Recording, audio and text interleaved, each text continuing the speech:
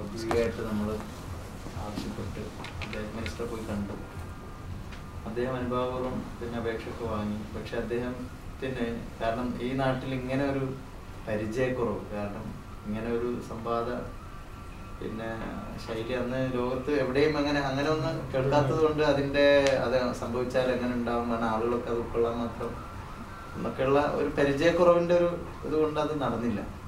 പക്ഷെ ഇപ്പോൾ അത് സാർത്ഥകമായി ഇങ്ങനൊരു ഫ്രണ്ട്സ് കൾച്ചറൽ സെൻറ്റർ ഉണ്ടാവുകയും അതിലൂടെ അത് ഒരുപക്ഷെ ഈ ഖത്തറിൻ്റെ ചരിത്രത്തിലെ ആദ്യത്തെ ഒരു ഇതാണ് ഈ ഡയലോഗുകൾ ഒരുപക്ഷെ ഈ പറഞ്ഞ പോലെ സെമിറ്റിക് മതങ്ങളുടെ ഡയലോഗ് പിന്നെ ഇപ്പോൾ കുറച്ചു കാലമായിട്ട് സജീവമായി ഈ മേഖലകളിലുണ്ട്.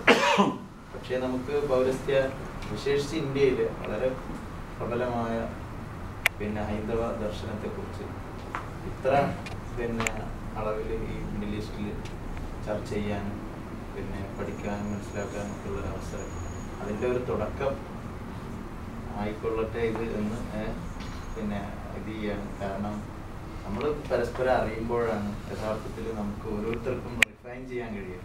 നമുക്ക് നമ്മളെ തന്നെ നന്നാക്കാനും ശരിയാക്കാനും ഒക്കെ ഉള്ള അവസരങ്ങൾ ഉണ്ടാവുക.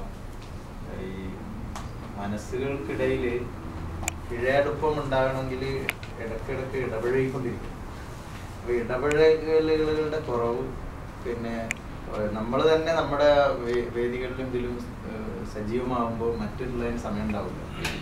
ഇപ്പോഴുള്ളൊരു പ്രശ്നം എല്ലാവരും അവരവരുടെ ഫീൽഡിൽ അവരവരുടെ സമൂഹങ്ങളിൽ 100% സമയവും വ്യയം ചെയ്യണം.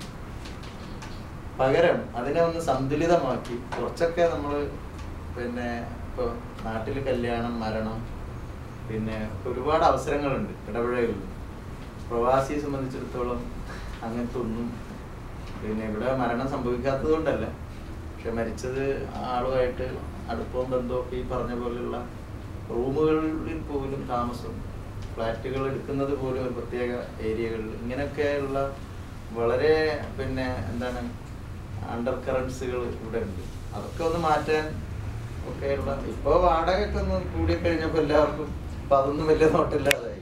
എവിടെയെങ്കിലും ഒന്ന് കിട്ടുന്നിടത്ത് താമസിക്കാന്നുള്ള. പക്ഷെ എന്തായാലും പിന്നെ നമ്മളൊന്ന് ഒരുപാട് തിരുത്താനുണ്ട്. ആ തിരുത്തലിനുള്ള ഒരു അവസരമായി ഇത് ഉപയോഗപ്പെടുത്തി. പക്ഷെ ഇതിൻ്റെ സന്ദേശം എത്രത്തോളം നാളെ ആളുകൾ അവിടെ ഹാളിൽ നമുക്ക് ഓരോരുത്തർക്കും കൊണ്ടുവരാൻ കഴിയും.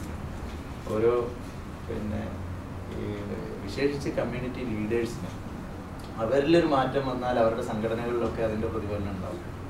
അപ്പോൾ എന്നതുപോലെ നാട്ടിൽ ചെല്ലുമ്പോൾ നമ്മൾ പ്രവർത്തിക്കുന്ന സംഘങ്ങളിലും വിഭാഗങ്ങളിലും അപ്പുറം സ്വാധീനം ചെലുത്താൻ കഴിയുമാറ് പിന്നെ ഇതിൻ്റെ സന്ദേശം ഒരുപക്ഷെ ഇപ്പോൾ നേരത്തെ പറഞ്ഞ ഡൽഹിയിലുണ്ടായ ആ വാർത്തകളൊക്കെ ഞാൻ വായിച്ചിരുന്നു. പക്ഷെ അതിനൊക്കെ ഉള്ളൊരു പരിമിതി എന്താണെന്ന് വെച്ചാൽ എസ്റ്റാബ്ലിഷ്ഡ് പിന്നെ മത നേതൃത്വങ്ങൾ എത്ര അളവിൽ പിന്നെ ഇത്തരം വേദികളെ പിന്നെ ഉൾക്കൊള്ളാൻ കഴിയുമെന്നുള്ളത് ഒരു വലിയ പ്രശ്നം തന്നെയാണ്. കാരണം ആരാണ് മുമ്പൻ എന്നുള്ള ഒരു ചിന്തയും ഒരു പിന്നെ ചോദ്യമൊക്കെ അവിടെ വരും സ്വാഭാവികമായിട്ട്.